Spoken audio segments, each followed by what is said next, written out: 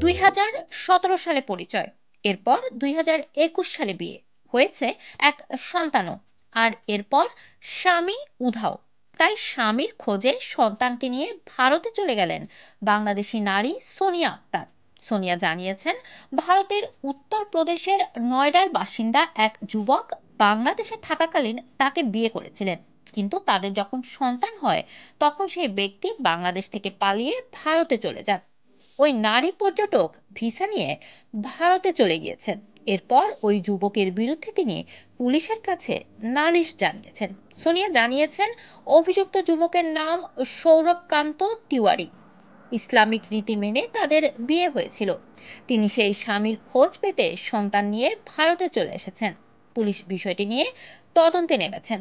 সোনিয়ার অভিযোগ, সৌরভ 2017 থেকে 2021 সাল পর্যন্ত বাংলাদেশে ছিলেন। তখন তাদের মধ্যে আলাপ হয়। এরপর 2021 সালের 14 এপ্রিল তাদের বিয়ে হয়। তাদের সন্তানও হয়েছিল। কিন্তু এরপরই বাংলাদেশ থেকে চলে আসেন ওই যুবক। নয়ডায় পুলিশের কাছে অভিযোগ জানিয়েছেন ওই বাংলাদেশি নারী। পুলিশ গোটা ঘটনাটি নারী এবং শিশু সুরক্ষা দপ্তরের কাছে পাঠিয়েছে। এদিকে সোনিয়ার আরও দাবি, ভারতেও এক নারীকে বিয়ে করেছেন ওই যুবক, তাদেরও সন্তান রয়েছে। পুলিশ তার দাবি যাচাই করে দেখছেন।